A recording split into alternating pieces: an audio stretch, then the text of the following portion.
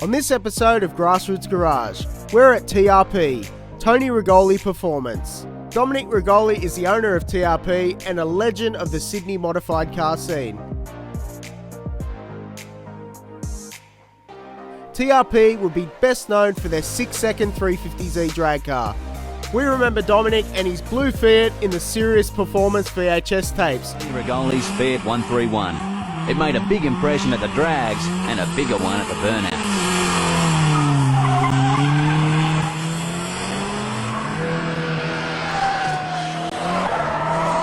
Owned by Tony's son Dominic, it's a good example. Or his rear-wheel drive WRX.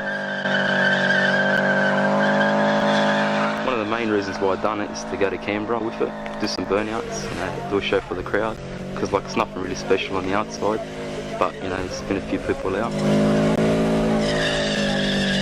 These days TRP does a lot of work on Evos, Rexys and RB powered skylines.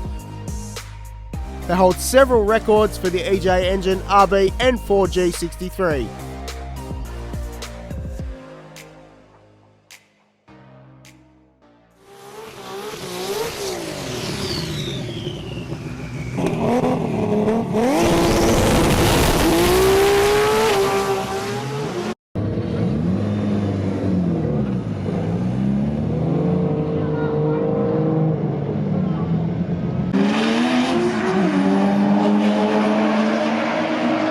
So this is a bit exciting. We're doing Grassroots Garage and we're in a pretty serious workshop here. It's Dom's workshop. Dom, thanks for your time. Yeah, no worries. Tell us about TRP. My dad used to be R&G repairs. He had the mechanical shop, and then he sort of started to muck around with his Fiat, and he got into drag racing. And we only were very young. I would have been maybe 10 years old, 11 years old. But I used to always kick around at the shop. And as I got older and done my TAFE and all the rest of it, we decided to open TRP in 2000, me and my older brother. Mm-hmm. From there, it just sort of eventuated, and my dad's retired and he got rid of the shop, the mechanical side of it, mm-hmm. Sort of the general mechanical side of it, and we started focusing more on just doing performance cars. Oh, look at this. All right. Look at Michael. Look at him go. Look at him go. Holding that camera for me. What a legend. He's going to bill me $1 million for that. I know it now. So talk to me about this 350Z here. Yeah, we didn't, after we built it, we didn't have much track time with it, because then with this COVID stuff, everything's just closed. So, we've only had a handful of passes with it, but it's run a 630, 222 mile. Mm. So there's a lot of potential, and now while we've been stopped, we've been, adding to it, and now we're just sort of just keen for the track to open, I guess. Oh, look at that rear-wheel drive. Yeah, so this one's only got a little turbo on it. Just a little one. Just a little lady. Nice exhaust. Yeah, so this is another beast we've been working on. I guess we'll probably be hitting the track sooner than later. Mm-hmm. That thing there makes 1,500 horsepower. Oh, cast? Yep. That's actually the engine I used to run in my Eclipse, so that is the engine.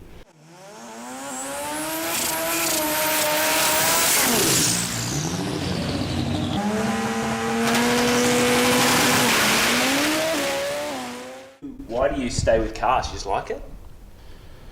That's all I can really relate to. We've been doing it for so many years, mm-hmm. So the billet stuff's cool, all right, but I guess you can't go strapping a billet in every street car. You can try, but I don't think it's the answer. Mm-hmm. With all these kind of things, we will get there. One day this guy will have a billet block in this car. Mm-hmm. I will end up with a billet block in my car. But I mean, if you don't find the end of what you're using, why would you change? Yeah. These drag engines, they're very high strung. So when it lets go, it will let go. When the billet lets go, it will let go. The difference is that Lancer motor is like $400 at the wreckers. Okay, the billet, I need to say no more. Yeah, big dollars, definitely. So what gearbox does that have behind it? This has got a G-Force 5-speed. G-Force, okay.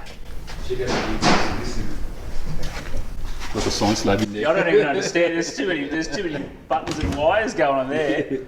Gosh. So that's your shifter there. That's actually reverse In neutral. This one here? Yeah. Okay. Paddles. Paddles up here. So when you tap a paddle, it then talks to these. Are these actuators there? Yeah. And then they push air, Yeah, it's CO2. CO2. There's the oxygen tank there. Yep. Does that stress you out sitting next to an oxygen tank? So that do you clutch it? Yeah. So you take off. Yeah, okay. Oh, but then when you're going through the gears, you don't clutch it. Yeah, no. No, and you just bash that paddle, and it throws CO2 through the actuator, and that selects the gear for Selects you. the gear, Does it cut the engine between gear shifts as well? No. No, we only do that for sequential. Okay, see. It just pushes it into the next gear, and the cogs are just that tough. They just Yeah, take it's the design of the way the dogs are. It's different to like a normal dog box. Okay. Yeah. RB26, the 3026. So, and yeah, we still run the OEM Nissan block. Like I said, once we sort of start pushing towards 3,000 horsepower, I think that's where the billet's going to come into play. Yeah. 3,000 horsepower. Love this diff too. So what's this car here? What are we looking at? Yeah, so what we've got is an R34 GDR. What we're doing with this car is we're fitting a Samsonus gearbox. We're rectifying a few problems in the engine bay, so we've got the engine out, and doing an ECU and a fuel system on it. Beautiful. And that's the gearbox sitting right there. That's the gearbox sitting right there. Pretty, isn't it? So good. Alright, talk me through this next car here. This car here, we just fitted a 6-speed to it. We've already built an engine for it prior, and yeah, that'll go in. Bit of a fuel system and ignition, and then it's going for its big tune. Nice. So this thing will make about 450 kilowatt. Ooh, looks stock, doesn't it? Yeah, That's it's a mad. sleeper. Yeah. So what's the 6-speed out of? The 6-speeds come out of like the STIs, like 01 onwards. Yeah. Okay. Yep. So this one's actually got a later, like probably 06, 07, with the electronic diff. That's mad. Right, oh, look at this here. Got a bit of Koval. We've already covered Koval today. No more Koval talk. Let's keep walking. So what about the owner at Koval though? I tell you, what a drama queen that one. You never want to lose to Koval. I've already lost a couple of times. Yeah. But I just don't want to go any further without talking about. I just was before just admiring this piece of art down here. That's off the drag car. Yeah, that's off my drag car. Yeah, so the 350Z. So how much work is it to fit that in Koval? Talk me through it. A lot of cash. All right, another Evo here. Yeah, this thing's a bit of a beast. It's got a sequential too, Samsonus box. It's got one of our bigger packages now. It'll be running a G42. It's running one of our stage 5 engines. It's like a whole new, it's another level to what we've been building. Okay. Yeah, this thing will probably go like 800, 850 kilowatt. Ooh. So it was already fast before. So it already had 580 before we. Yeah. Sick. And this Rexy's a little monster here as well. Yeah, it's a track car that we're building. Mm-hmm. Same thing, it's got the Samsonus gearbox. Yeah, this is just dedicated track car, so or full body loom, or Motec PDM, M-Tron ECU. Beautiful. And we've got the Honda up here. This is a good little Honda. I love it. Very good. Iconic twin headlights of the. Just to be clear, I don't work on V8s, but We'll make an exception. yeah, this is a bit of a beast. It was like an NA big nitrous thing, and now we're getting rid of the nitrous or leaving a little bit of it, and it's got a turbo and a bit of a gearbox upgrade. Nice. We just wandered past a GDR sitting here. What's going on with this one? Yeah, well, this is the beast that we've been playing with and trying to dial in on that surface at roll racing, and yeah, this is Matt's car. It's from Queensland. It makes 1250 horsepower. It's got one of our 3.2 packages, Samsonus gearbox, same deal, M-Tron, Motec dash, Motec PDM. It has a fair bit of gear on it. It's a pretty cool car. Sick car. Keeps going. It keeps going back Yeah. here. All right, let's keep wandering. I'll head through. So we've got the engine room on the left here. So what are we building at the moment? At the moment we're prepping some engines to go out for machining. And nothing's in the assembly at the moment. Okay, so you got a Rexy motor getting pulled apart here. The Rex motor, Mick just pulled apart an RB26. We've got another little billet one in the corner there. It's a bit of an imposter around here. We like our cast stuff. Yeah. Beautiful. And this is a finished one here? Yeah, this is an engine that's been dropped off and the car's getting dropped off to fit. So when you say the 3.2 package, that's something you guys have sort of developed over time? Yeah, pretty much with the race car, that's what we've been running. So we have all different packages, ranging pretty much from, with the 3.2s, they pretty much start at 1,000 horsepower. You can go all the way up to 2,500. Oh, dude, that's wild. So you got 1,000 horsepower sitting here. Yeah, that wouldn't be far off. Wow. Yeah. I love that. Obviously, you need a couple other things bolted on the side of it to make it all work. Is this? This is sick. Yeah, something different. Wow. Something very different. I thought you said you didn't work on V8s. I try not to. I think Grant's living a quarter mile at a time with this one. Yeah, that's actually an EFI setup, but we're having troubles tuning it with the ECU that it came with, and we're just changing the ECU, going to an M-Tron. Yep. So how long have you been working with M-Trons? We've basically been working with them before anyone knew what that ECU was, So I think it's pretty much started for us maybe 2011, 2012. Yeah. Are they an Aussie company? Yeah, it is. Yeah. Okay. Where are they out of? Yeah, Arndell Park. Okay. Beautiful. So I'm thinking back to 2000. In my head, I've got 10, but just tell me what would be your memorable cars from those early days. From those early days, like I had a turbo Fiat. That was pretty cool. Like the blue one. Actually, before that, I had a silver one. Okay. And that was like it might have been like 96, 97. That car was running 12.2, 12.1. That was cool. I built the blue one. And we're just going to cut right there to footage of you hucking hellies. One of the stars of last year's Rare Spares 4 and Rotary Nationals was Tony Rigoli's Fiat 131. It made a big impression at the drags and a bigger one at the burnouts. I picture, 16-year-old Pete watching a VHS tape at home in Penrith. Are you cutting hellies in the blue Fiat?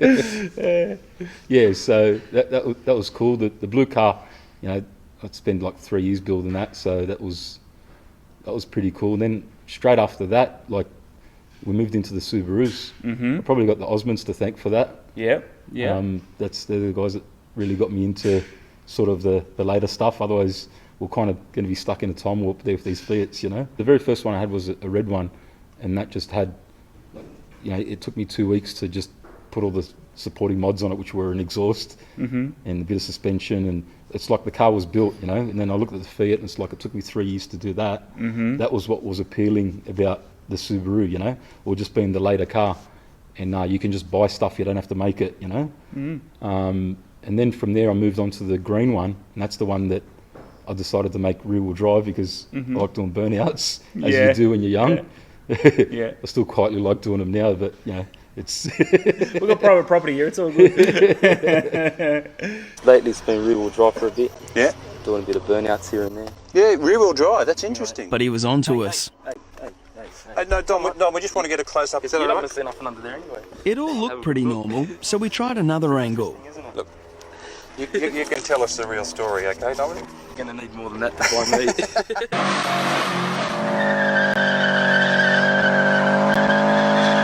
One of the main reasons why I done it is to go to Canberra with it, do some burnouts, do a show for the crowd, because it's nothing really special on the outside, but there's been a few people out. Now, can we talk about how you did that rear-wheel drive conversion? Now it's 20 years later. Yeah, well, it's just in the transfer case. So, there's two ways you can do it. You can lock the centre diff and pull the front shafts out, but we found an easier way of locking the diff, like cutting the drive from the front, so we don't have to take any shafts out. So it actually all looked original when you stick your head underneath it, but it didn't have drive to the front. Easy. Yeah. So so it was fun. It was cool, but those cars aren't designed to be rear-wheel drive, and they do good burnouts, but you always break shafts, break diffs. You really need to know how to let go of the clutch when you want to do a burnout. Because you let it go the wrong way, it's just, you're stuck. Yeah, I reckon it's fair to say you were known mostly for WRXs in those early days. And when did the switch over to Evos sort of happen? This has like only really been in the last probably 3 years, you know. But you know, still in early 2000s, we were playing with Evos, just the earlier ones. We just weren't really making a lot of noise. Okay. We had that Hyundai had all the Evo running gear in it.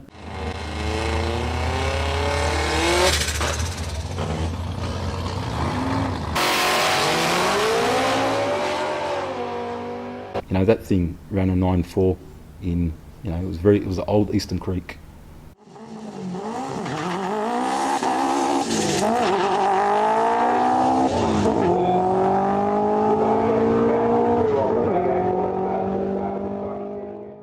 This roll racing's made it big because, you know, you're always out there.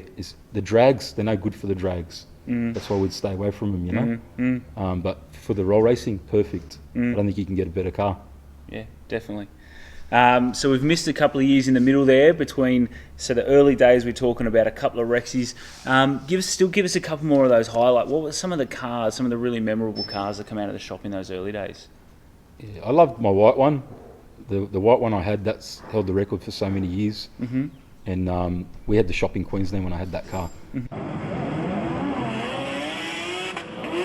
At the recent Queensland Jamboree, the WRX ran a record-breaking run of 10.48 seconds at 122 miles per hour. Trouble is, everyone wants to take him on, even on a wet track where a four-wheel drive has a definite advantage. First up was Mr. Enforcer, who has the power, but not the traction.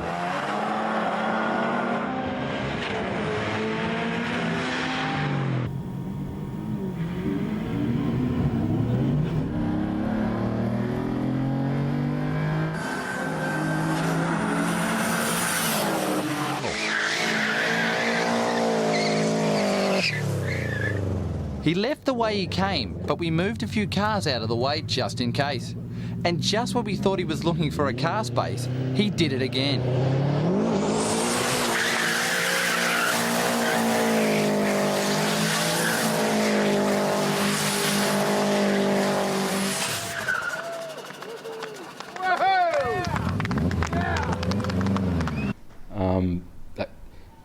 We never had good drivetrain for it. So we were trying to run that 9-second pass with it, but it just didn't happen. It was a 10.0. Like, never run so many 10.0s in my life. But consistent dial your own. Yeah, after that, I sort of stopped with the Subarus because of the gearbox, you know, we couldn't come up with a better solution. And we sort of went away from it, you know. And, well, I didn't go away from it. That's when I went to the dedicated drag car, and then we made it rear-wheel drive, and it sort of went from there. Yeah, it was we got the Eclipse in from America. I bought the Eclipse off Brent. That was a pretty iconic car over there. That was, I think, the first 6-second 4-cylinder. And you know, we ran that for a few years. I think that's what gave me the Evo bug back. You know, I think it was that car. You know, those engines, they just make a lot of power without even trying. 100%. Yeah. Here's the hardest question you'll ever get in your life. I'll give you an unlimited budget. What are you building for yourself? I don't know if I'll go back to a Subaru, but it'll probably be like maybe an early Evo with a late Evo running gear and paddle shifts and I don't know, 1,200-1,300 horsepower. Nice. Yeah. Well, and this would be the car would just be your Sunday driver sort of thing, or would you be doing it as a dedicated sort of a roll racing car, or would you have it? Yeah, just for roll racing. Yeah. Just to go out and keep picking on these GDRs. Yes. Mate, as you said, there's a lot of money being spent at the moment trying to keep up, isn't there? Yeah, it's so good. Early Evo, like we're talking Evo 4, Evo 5, with the 9 gear in it? No, I'm talking Evo 1, 2. Yeah, nice. Yeah. With all that'd be sick. Yeah. I would love to see that. Yeah. And you've parked that in your shed. What other cars would you have in your collection if you've got an unlimited budget? Oh, I'd probably have everything. A bit of everything, yeah. But there'd be a GDR in the mix. There'd definitely be a Subaru. Like I'd toss up between like a 2-door with a SVX engine with a sequential road car. Yeah, that'd be my second pick. It's hard. That'd probably be my first pick, but I still the Lancers are the flavour at the moment. Yeah, aren't they? Yeah. So. Yeah. All right, new question. You're the inaugural type of this question. It's Sunday, beautiful sunny Sunday. We're going to go drive the National Park down to Wollongong. You can pick any car. What are you driving? I haven't really driven a lot of exotic cars, or I haven't probably driven any. So I can't really say, I don't know, until I drive one, I can't really say I'd pick that. But I'll tell you what, I've taken the Evo around circuit, and I'm not a circuit guy, and I had so much fun doing that. I've taken a Subaru, and they're just hopeless. But yeah, I think it would be the Evo. Take the Evo, yeah. See, for me, like any car in the world, I'd always pick that 22B, right? Yeah. But I'd never own one just because I wouldn't enjoy the stress of owning a car that's that hard to get parts for and so collectible. But I've always been that 22B. But as you said, these Evos now, And they just stick to the, you know, they just stick to the road. Like I And said, I've only gone out once to Wakefield, and well, I lied twice, but on my first outing I did like a 109, and I think it was reasonable for the car that I was driving, consider I only know how to go in a straight line. Yeah. Yeah, you got the circuit bug. There's a scoop for you. The car must have done a lot. Yeah, I love that. So that's it from TRP Performance. Dom's given up so much of his time. We really appreciate it. Thanks for your time, man. No problem, anytime. Legend.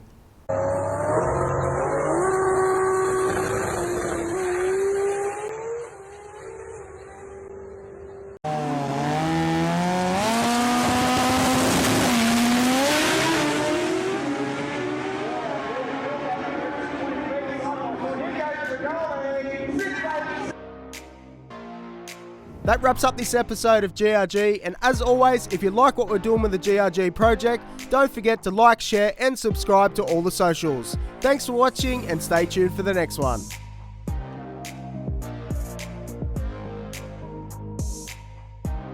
A little show for the crowd, because like it's nothing really special on the outside, but there's been a few people out. These days, TRP does a lot of work on Evos, Rexies and RB-powered skylines.